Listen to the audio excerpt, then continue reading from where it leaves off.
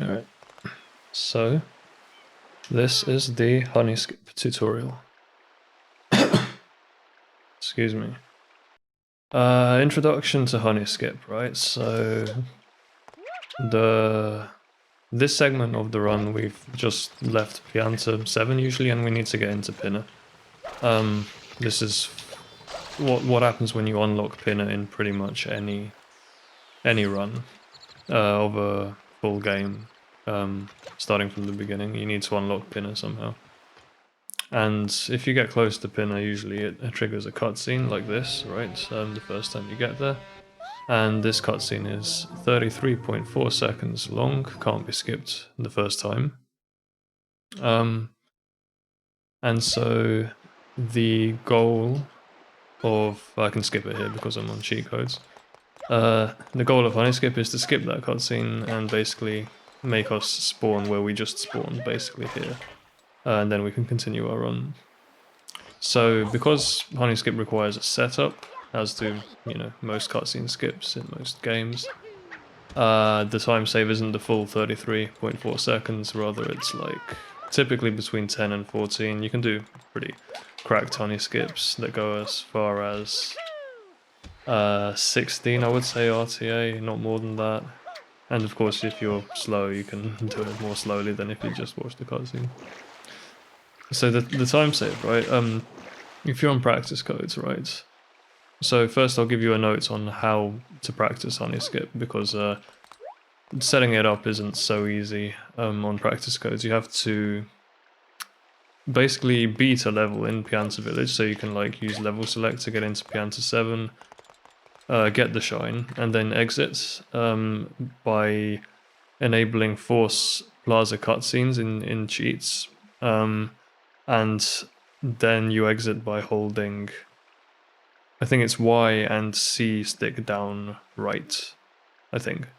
And then those two conditions, so Y and C stick down right, together with level select and enabling, forcing plaza cutscenes, as well as just having successfully obtained the shine from Pianta 7, will lead you into this kind of a respawn, right? So I've skipped a few seconds of it, but basically you have the event cutscene of the Pinner cannon, and then Mario jumps out and does like a salute, and that's how the level starts.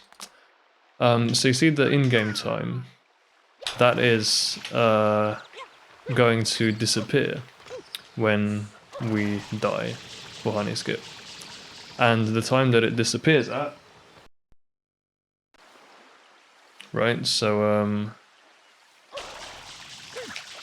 the time it disappears at is the time that it took you to do honey skip. That's how the IL is timed, basically how the level is timed when you're practicing it. So the 102 that you saw there is basically how long honey skip took. And using that timing, 42.6 is about the time that breaks even, at least on my PAL Wii. It depends probably on your loads and whether you're on PAL or a different version of the game, but 42.6 is going to be approximately that. So basically you need to be trying to do honey skip faster than that in order to save time with it. But of course, when you're learning stuff, then you may as well, if you decide to learn honey skip, you know, it'll pay off in the long run to just keep doing it, even if it's slower for you at first. So like I typically aim for 30.6 honey skips, which means that I would be saving 12 seconds approximately to watching the cutscene. So how honey skip works is that we're gonna trigger the cutscene, so start it playing. And when the cutscene plays, then it's marked as red, and so you can, you know, it's not going to trigger again, basically. Whoops, I actually missed it. Missed getting into the building. But basically, we're going to do that, and we're going to die at the same time. The death is going to override the cutscene starting, even though it's been marked as completed, and so we don't have to watch it again when we come back. But the death will cause us to respawn in Delfino, and it will spawn us in the exact spot where the cutscene would have left us, which is on the cannon. So, Yeah, it's a classic. I mean, these cutscene skips happen in tons of games, right? You die and start the cutscene at the same time. The death is to die in Delfino. You basically have to go out of bounds. So basically, we can clip inside this building by kind of hovering into it here, and then we're standing here, basically, in an out of bounds area, which is sort of inside this building. And most out of bounds areas in Delfino are death lanes, in that they kill you after some amount of time, somewhere between half a second and a second of standing in them. I don't actually know how much it is exactly. It seems to vary depending on how I've been jumping, but basically, like, I'm standing here and this is a safe place to stand, but if I sort of walk in this direction, I'll find myself very quickly dying. And we're gonna try to hit the loading zone on the same frame as dying. And the way we're gonna do that is, I need to stop doing that. The way we're gonna do that is basically by standing in,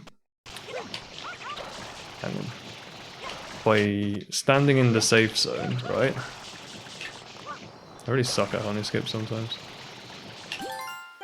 I get the blue coin sometimes. Standing in the safe zone, which is around here, at the back. We stand in a specific spot. We're going to set up the spot very precisely, and then we're going to hover over into the dead zone. You see how the hover moves Mario forward, and then ground pound like this, and you sidestep into the cutscene, basically. And if you do it correctly, then the amount that you've been in the dead zone, in the zone that would kill you, will coincide with the first frame you enter the cutscene trigger, and so it will kill you. And that's basically how it works. So from the safe zone, hover into the dead zone, ground pound it in. From hitting the ground, we sidestep into the cutscene trigger. And so we just have to make it so that the length of the sidestep is the exact frame. It is a frame perfect trick, but the setup is very much not frame perfect. But the amount we sidestep has to be exact, basically. Yeah, practice codes can be a bit bizarre with honey skip. If you load into airstrip or anything like that, you're holding L. You should just stop holding L after you die, and you should be fine. Because that can mean you're not sure if you got honey skip or not. But generally speaking, right, if you mess up honey skip, you can either enter the cutscene trigger and just trigger the cutscene as normal and not die, which will mean you watch the cutscene and lose another 30 seconds, or more like 20 seconds actually, because the death takes time as well. But the other thing that can happen, which you really don't want to happen, is that you basically die without entering the cutscene, and then you have to go back all the way and watch the cutscene or do honey skip again, but the death costs a lot of time, sends you back to somewhere where you don't want to be. So those are the two outcomes. My practice codes are a bit messed up. So this isn't really what happens in runs usually, but like, I'm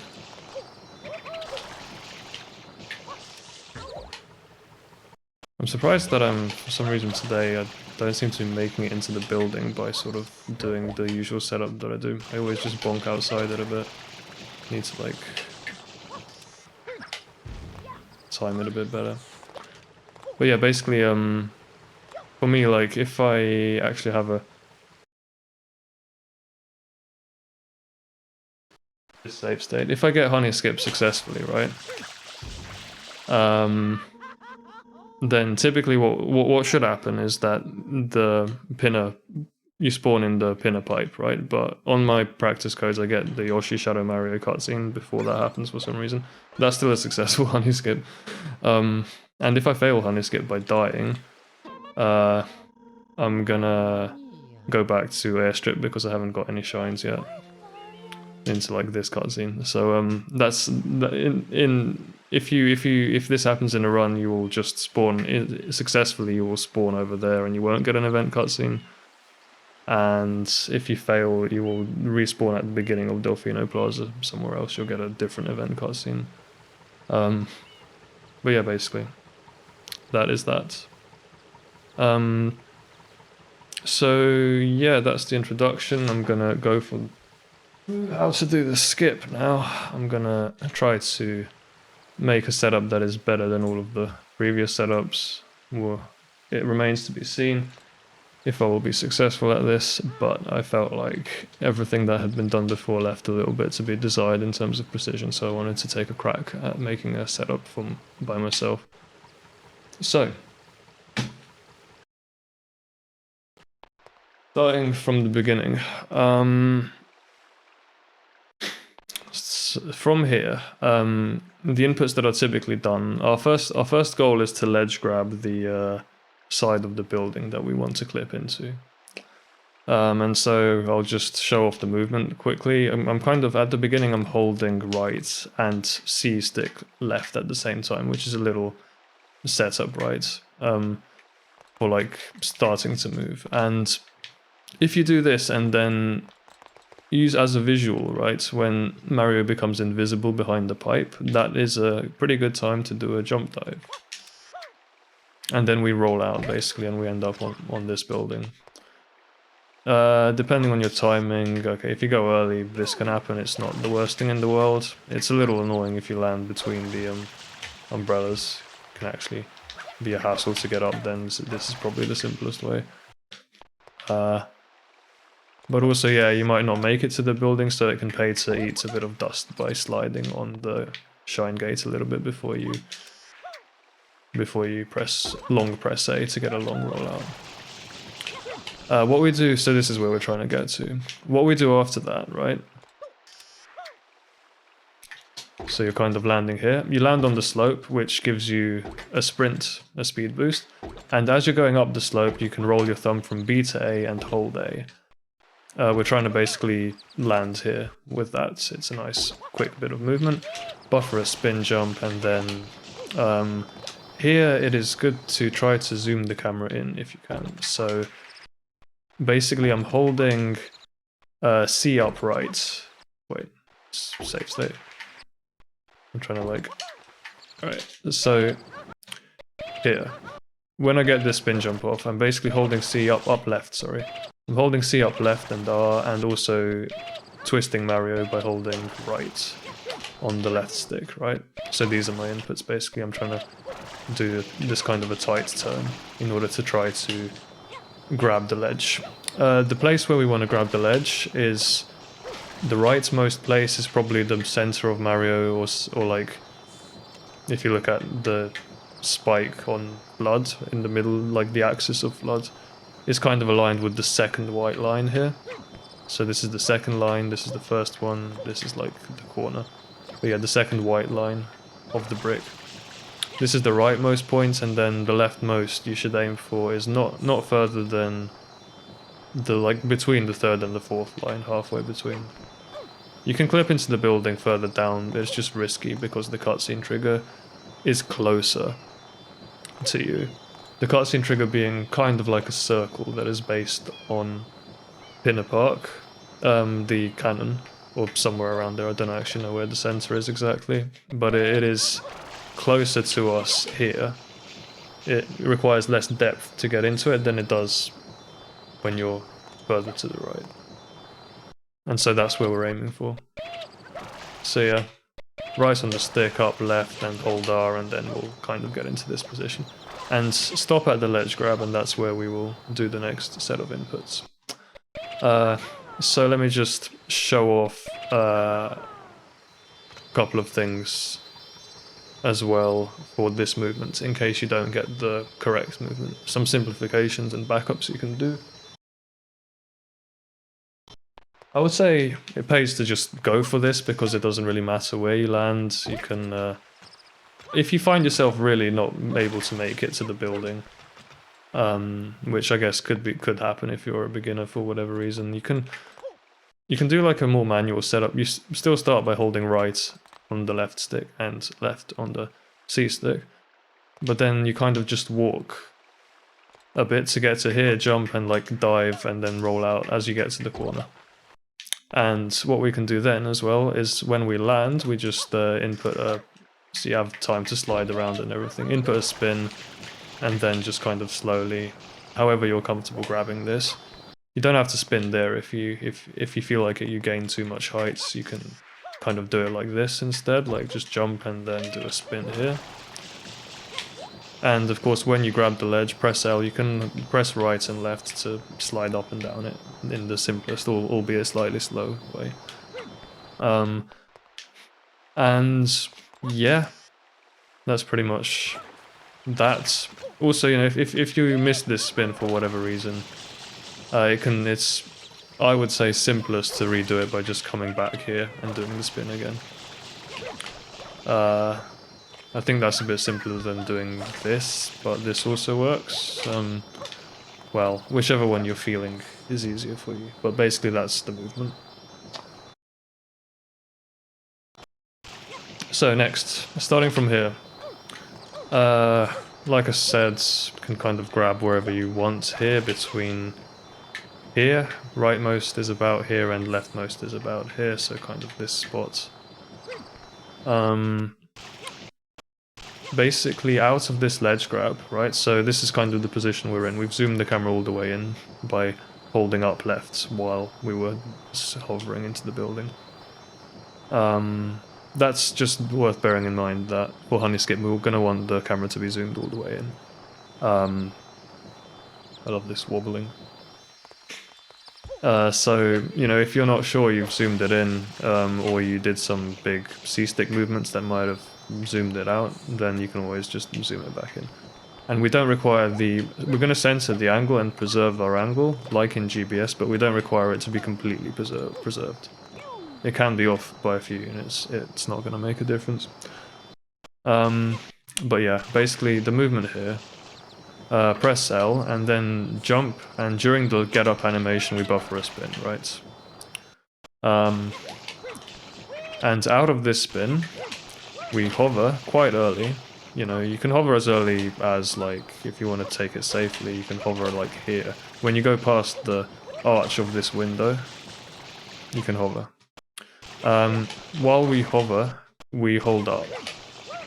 This is the hardest part of the run, of honey skip, sorry, is basically getting into the building here. You hover here, and then we hold up in order to, you can see we're gaining horizontal speed with the speed display as we do that. Like, we need to push into the building a little bit. And so we do that, hold up, start hovering kind of, I don't know where is really safe, anywhere should be okay. But bear in mind that the consistency of your movement and trick is affected a little bit by how much speed you accumulate here by holding up. Which I'll show you what I mean actually when I get the clip. So like hover, you start holding neutral around about when Mario's feet cross the middle of the yellow bricks here, right? So now that I've said that, I can actually show it off. So like here, kind of hit neutral around there, right? And then when you get into the building, your goal is to tap back enough to sort of stop. Try to like be still, maybe not completely still, like this is the worst outcome that can happen. If you get trapped in here, you have to exit area, I think. Actually, what do you do in Delfino? Save and quit and reload, I think, is what you might have to do in an actual run. You can't get out of there. Or actually you might let yourself die. I'm not sure what the backup is, but unfortunately it doesn't happen often if you have good control to get stuck in there. But basically this is what I'm trying to say. So like, here, like, when we hover through the building, which will happen around when we hit neutral at those yellow bricks, we need to hold back a little bit so that we don't get into the blue coin. Basically, we want to stop in place here, and how much you have to hold back depends on how much speed you built up pushing up against this wall. So that's kind of, it's really difficult to really have a consistent setup there. But loosely speaking, you are trying to kind of stop. This is the best that I can teach you. You're kind of trying to stop in the building just before the blue coin, sort of around here. If you've managed to do this correctly, stop in about the right place, we we stop hovering, right, first of all. And then our cues are... Oh man, I actually paused in the exact right frame. When Mario's shadow, which you should be able to see as long as you're not too far back. It is possible to not be able to see Mario's shadow because you're too close to the wall, so further back, like yeah, further back. In which case you kind of have to wing it. But basically, a good cue for when to dive here in order to get into the building is when Mario's feet hit the bottom here. Right. So just to show you what I'm trying to do here, so we're gonna, like, the dive basically sends us between the buildings here, because we want to not land in this arch, so we have to actually land a bit further forwards than just where we entered the building, and that's what the dive is for.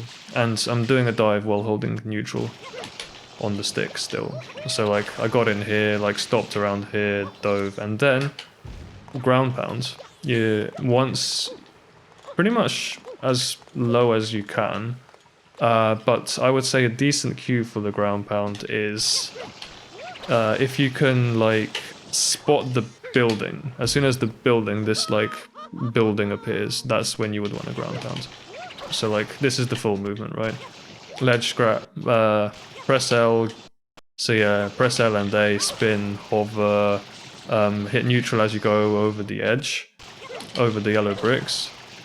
Can I do it a bit prematurely? Hold up, hit neutral, tap back, B, L. So I've had problems where I've just been ground pounding a bit too early. And, you know, it does make a difference how far forward you are. So, like, if I had a bit of extra speed here, before I dove, for example, if I didn't completely stop myself, then I would get much further into the building. And so that's why this is a little bit inconsistent, but this is the best I can teach it. I've never managed to figure out a way to make this movement completely reliable and consistent, unfortunately. So, but this is the stuff you have to get a feel for, basically. So, how to sort of stop right here, press B, and then press L once you see the building shadow. And you can try to anticipate it a bit as well, but on the whole, the later you press L is going to be the safer, basically, for making sure you get into the building. That is that. Once we get in the building, we need to get into the safe zone. You can see, like, most places where we land are gonna be in the death zone, and so we need to get into the live zone.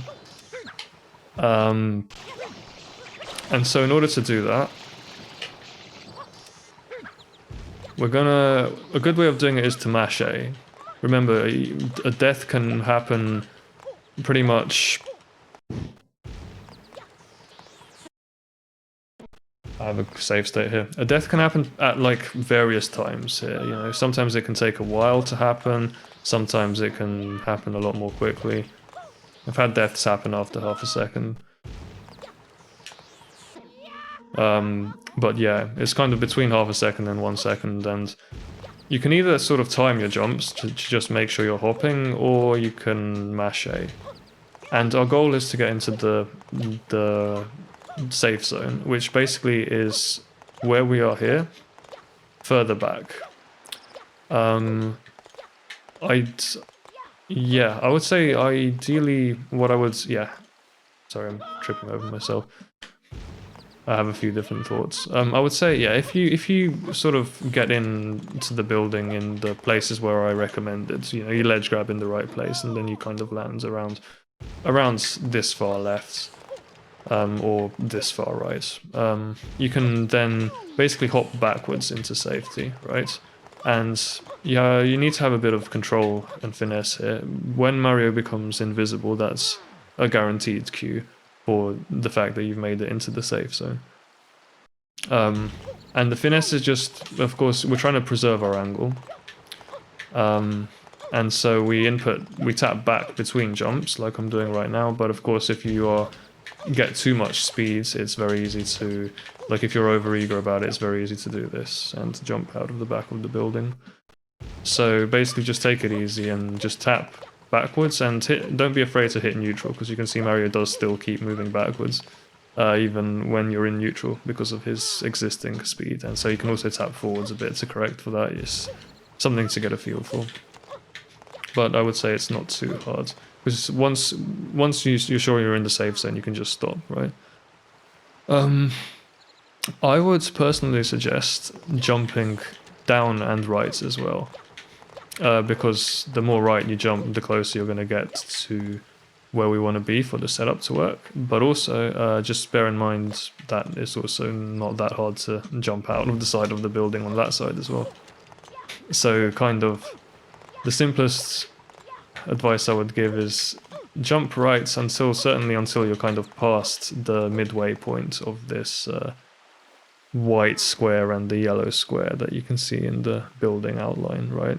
So Mario right now is straddling the whites, 1 foot in the white, 1 foot in the yellow, or the brown.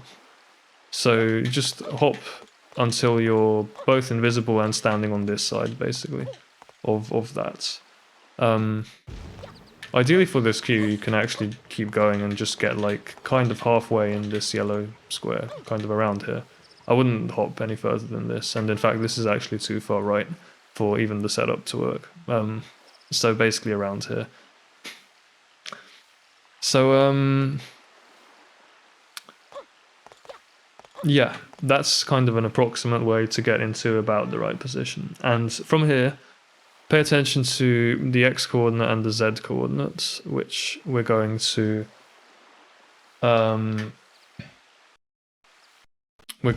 be using basically in order to sort of calibrate our cues and make sure that we learn the setup. Obviously in runs you can't actually see these coordinates, but they're useful for calibrating your setup and getting a feel for if you're doing it correctly. And so I'll give you some numbers to bear in mind. There are 3 different cues that we have to get right. First, we have to stand in the right X position, or actually the right Z position, so forwards and backwards. That's the first thing we're going to set up.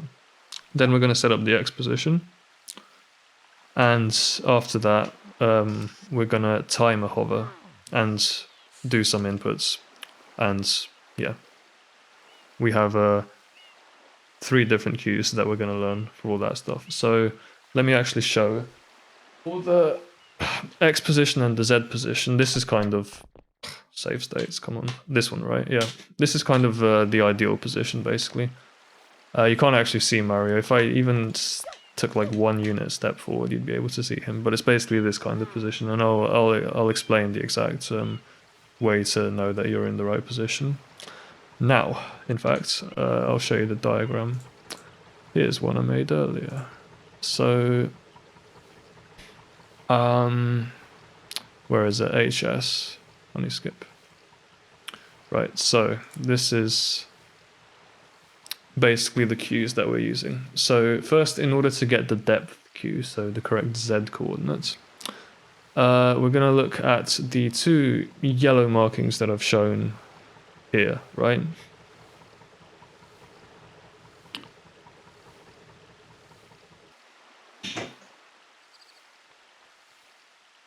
I'm gonna pause the video a bit because my mum started making noise and just dropping shit on the ceramic floor in the bathroom.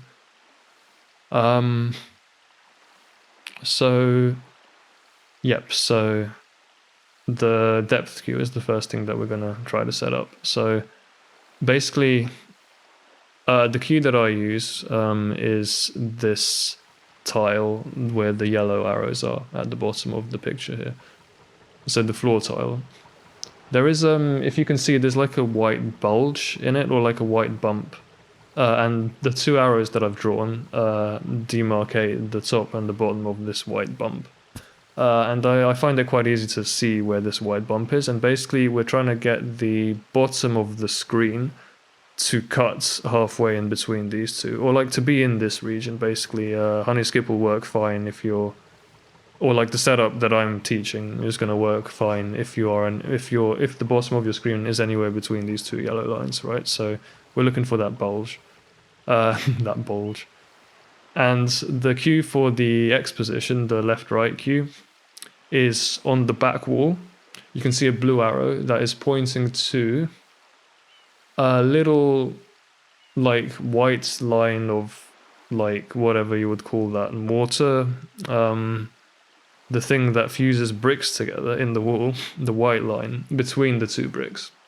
And so it's basically, you see this really dark brick near where the arrow is, right? And so it's basically like if we move 2 bricks to the left of that one, and then the line directly above that one, the inter-brick line, that's the queue basically, and we want that to be hit by the line of the building. So you see the building's line is the visibility line basically of that wall.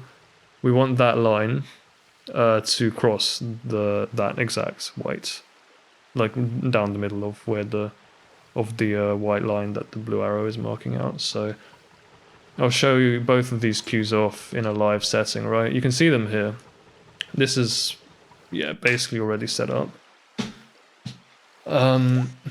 So I can like tilt out fuck's sake. I can tilt out a bit, right? So you can see the white line that I was pointing to for the X queue, the left-right queue, the back of the wall there. So I'm basically having the building just on that line like this. This is basically correct. This is too far. So that, you know, the further right you move, the more left the building will be relative to that line on the back. So it's kind of a bit opposite there. So it's just worth bearing that in mind when you're adjusting. Like the further left I am, the less I can see of the wall. But I want to basically have the line cut the whites there. And then for the depth queue, basically this is the white spot that I was talking about. It's kind of this bulge that has these dark spots on either side of it. So basically, if I like walk forward slowly, let me try that. This is the bottom. Oh, actually, I just walked past it. It's like here. Yeah, it's around here. And the top is around here, right? So those are the, that's where we want to stand, somewhere in the middle of that. So we're going to use the X and the Z coordinates. That's how you can check. If you have practice codes on the Wii, you can directly check that you're doing this correctly. Or on emulator, of course, for the GameCube version of the game. So for the depth queue, the Z position should be between 6009 and 6021. So 6009 is the bottom of the line. It's around here. This is 13. We can go a bit further back.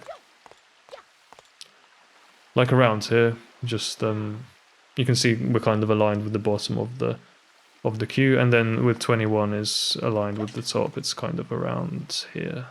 Oh, actually a bit further up. Always remember, all of this requires the camera to be fully zoomed in.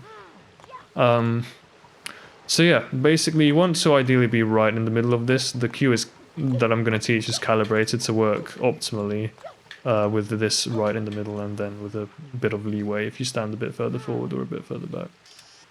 Same goes for the X position. When you're on the line, you will, perfectly down the middle, you will be seeing a 61. X is minus 5061. At most, this should be...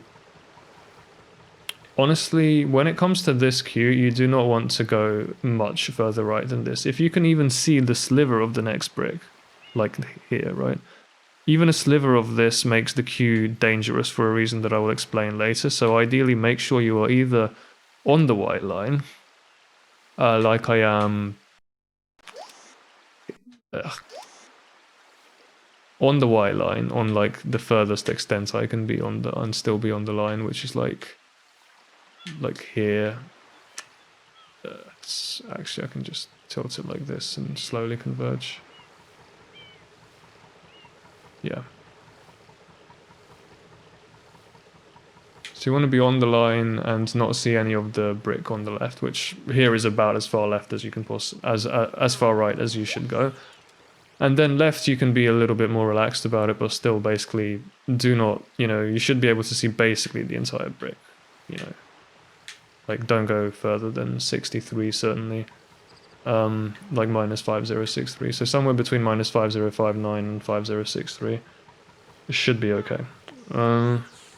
And if you hit 5050, if you're going right, you pop out of the building, so it's really not, like right here, you pop out of the building, so it's really not, you have to be careful when you're approaching this position to not pop out. And my advice personally is that it is easier to move left and right with finesse by jumping than it is by sidestepping, but the sidestep is good if you tilt very slightly in order to get unit perfect positions on the line. So like basically to jump into the point quickly, it is easiest to actually hop into it, particularly if you can see Mario. Hop into it like this, kind of halfway on this yellow brick, and then when we're here, look at the back and we're actually already in pretty much the right position here. It says 5057, that's because I messed up the Z key. You can see I'm standing too far forwards. So always make sure like the jumping is what you do at the beginning, right, to get out of the dead zone, which is here. When you land, you start jumping to get into position, and once you've jumped, you do not jump anymore because it might mess up your Z position. Get into Z position and then sidestep get into the Y position, like this. So these are pretty good this basically fits the cues that I told you. I'm standing slightly too far back, but it's still within the safe range, and so honey skip should work fine. No problems at all. That is that. I'm trying to, if there are any other details that I want to add to that.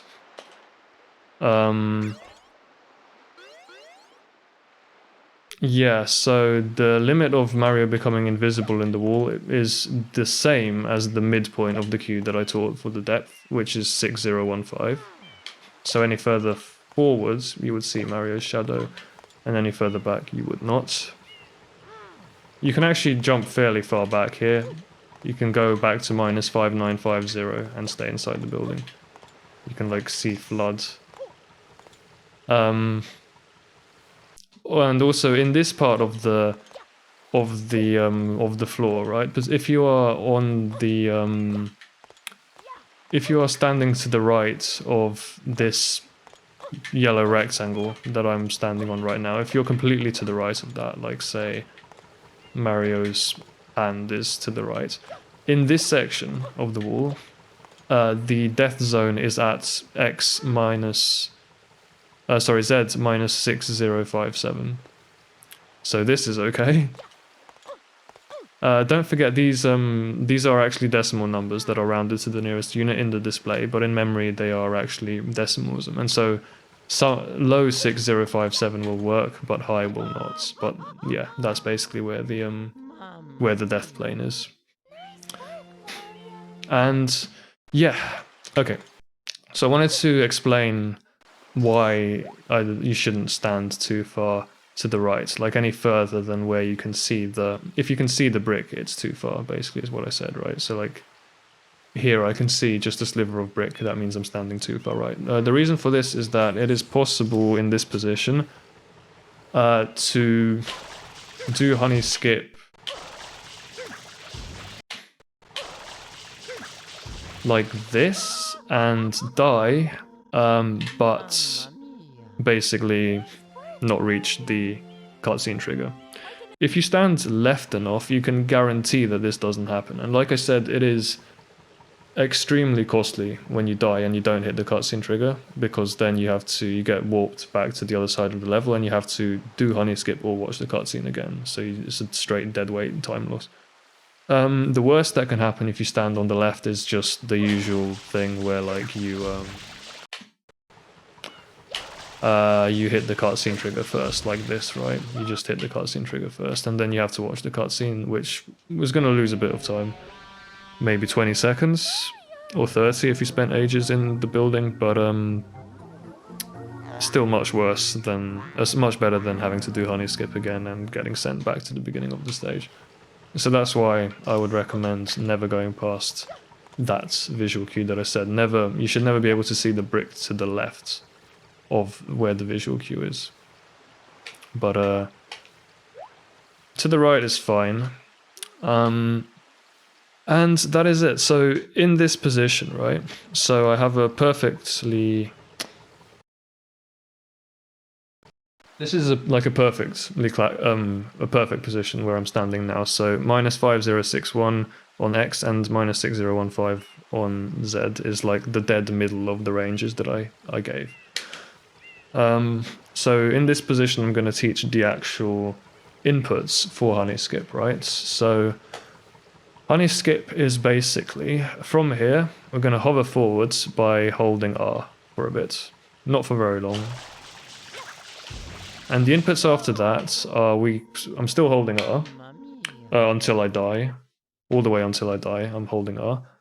But basically, I press. That was a successful honey skip because of that stupid event cutscene. I basically press X, L, and then hold left in quick succession. Those are the inputs. I didn't actually check that I did the timing right there. So basically, I have a timing cue, which I'm going to explain in a sec. And when I hit that timing cue, I press X and then L and then left. One after the other. Don't press them at the same time because you can easily, like, if you press L before X, this will happen, and that will always send you straight into the cutscene. So it pays to have a good separation in your mind to make sure this doesn't accidentally happen, and have a rhythm where you press them 1, 2, 3, rather than like just pressing them as fast as you can, which I would recommend against. And that is that. The cue for when to press X is a sort of a rhythmic cue. The cue is that I'm going to teach is based on the flood graphic that you can see in the bottom right corner. Flood, when you start hovering, the graphic starts basically doing this. So you can follow my hand. Like it's basically like stamping on the ground kind of thing. It's kind of oscillating up and down. The hover nozzle it's moving up and down, right, on the graphic. This is a movement that has it cycles every 8 frames. Sorry, I misclicked. Just have to check that my stream is working, or like the recording. Yep, so every 8 frames, right? It cycles. So I'll show you, like if I'm frame advancing and I start hovering. Jeez, why do I keep pressing the wrong button? One sec. I'm trying to press F3 and I keep pressing F2 on my keyboard. So like this, right? So I'm holding R. Once the input starts, watch flood, right? So it's starting here. This is the bottom position, and then it goes 1, 2, 3, 4, 5, 6, 7, 8. 1, 2, 3, 4, 5, 6, 7, 8. 1, 2, 3, 4, 5, 6, 7, 8. So it's a cycle of 8, basically, that animation. What we want to do is basically go off on about just after 3 of these cycles. So like it'll go 1, 2, 3, and then right after the 3rd is when we're going to go off. The exact way that I do this, in order to get good separation of inputs in my head, is I basically perform like a triplet. So I count it out as 1, 2, 3, and the 4, like that. 1, 2, 3, and the 4. So basically I'm splitting the 3 and the 4 into 3 equal bits. And the way that I do it is 1, 2, 3, count the 3rd one, and then on the first triplet I input X, on the second one I input L, and then on the 4 I input left. So it kind of goes 1, 2, 3, XLR, what the fuck am I saying? XL and then left, yeah. Because it's L and then left on the left stick. You start counting it basically when flood starts moving, which is a reaction. You don't start counting it when you press the button, because you have 3 frames of input lag, and that will throw you off. So basically you wait for it to start moving, and then you just count along. So 1, 2, 3, XL left, like that. That's the rhythm that I use. Exactly speaking, right, it is best to press X exactly 3, like exactly between the 3 and the 4. Halfway, but I find in practice it is a bit nicer to press it slightly earlier, because often your brain lags a little bit, at least my one does, and you know, it's the same as what I said about input lag and cues in GBS. vary from person to person, and so you can work out your own setup for timing it that works for you. But on this setup, the way that you know that you've calibrated it correctly is if when you land, Z hits minus 6073, which is the midpoint of the range where it works. So 6057 will work, 6089 will work, anything in between there will work. So let me demonstrate that. 1, 2, XL, whatever. Sorry, I'm getting confused. So it's 1, 2, 3 XL lefts. Usually I just count this out in my head, but I'm actually fucking saying it. It's a bit more confusing. 1, 2, 3 XL left. So I hit 70 there. 1, 2, 3 XL left. 74. That's about perfect. 1, 2, 3 XL left. 71. Basically like that. All of these work completely fine. And yeah, that's basically it. So it's all about kind of calibrating your own cue to make sure that you hit in the middle as much as possible, so that, you know, if you're off by a bit, if you're a bit early, if you're a bit late, it will still work completely fine. Because there is a range of like 32 units it can work in, and we're basically setting up our cues so that we try to hit the exact middle each time. And every cue that I've designed is basically designed to be in the exact middle, right? And so that's how you get a lenient honey skip setup, basically. Some people prefer to use audio cues, and the hover cue that I showed you with the flood HUD moving up and down, that is synchronized in the game audio with a sort of whooshing sound. So it kind of goes, I shouldn't talk over it, you can basically hear it, but there's a sort of pulsating rhythm there, or a pulsating beat that is synced with the flood HUD. And basically you can use that instead. So audio cues work better for some people, but I play without audio, except for eel. Eel is the only level I have to use audio on. So here is I made a visual cue basically that does exactly the same thing. But yeah, that's basically it. So it's good to practice with some sort of disciplined counting, in my opinion, to get the rhythm down. And then obviously if you have it more intuitively, you can do it without counting, you can do it more by feel. But whenever you lose it, it's good to have the fundamentals to come back to and be able to retrain yourself, because basically every cue can get decalibrated over time as you do runs. You can become a bit off in how you do something. It's kind of par for the course with muscle memory.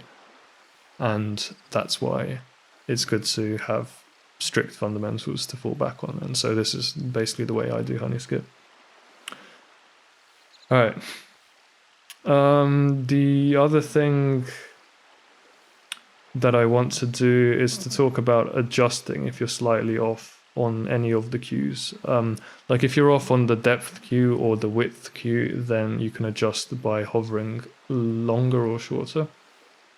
And honestly, my personal advice is don't do it. Just do the setup as standard. That's the way that I've presented it. The way that I've set up honey skip, you have a 10 frame window basically where it should work, 10 frames. So if you calibrate your cue to hit the middle of that, you can basically be early by 5 frames or late by 5 frames, and it should still work, or around 5 frames, 4 to 5. But in the interest of people who do like to adjust their hover length, I'm gonna at least give a basic outline of how you might do that. So the important thing to bear in mind is that the cutscene trigger is it is believed to be like a circle around Pinner, which is often in this direction where I'm looking, right? And so that means that the cutscene trigger is closer in the left-right axis, the x-axis, to Mario, the further we hover. And so if you stand further right, you might be inclined to hover for longer in order to hit the trigger at the same time, as if you stood further left, you would hover for shorter because the trigger is further away. But you're already standing closer to it by standing on the left, right? And I'm not explaining that very well, but basically there's a diagram I'm going to link that somebody else made. Shoutouts to, I think Ural and Mike made this diagram, but it's in the med school guide. the Metacore Guide to Honeyskip, which gives you some technical information on setups and that kind of thing you might find interesting if you want to learn a bit more about how Honeyskip works.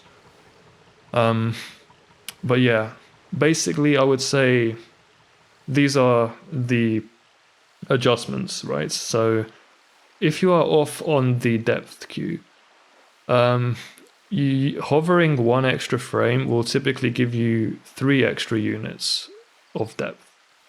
And the queue that I showed you is 12 units wide. So if you hit the middle of it, basically it's well within the margin for error, right? So like if I'm standing 2 frames ahead, then it'll hit the 2 frames of the 10 frame window from the like 4 frames either side that you have on Honeyskip. And the same goes if I stand back, right? But if you find yourself standing too far forwards, then loosely speaking, in order to get the same windows, you would want to hover one extra frame for every 3 units that you are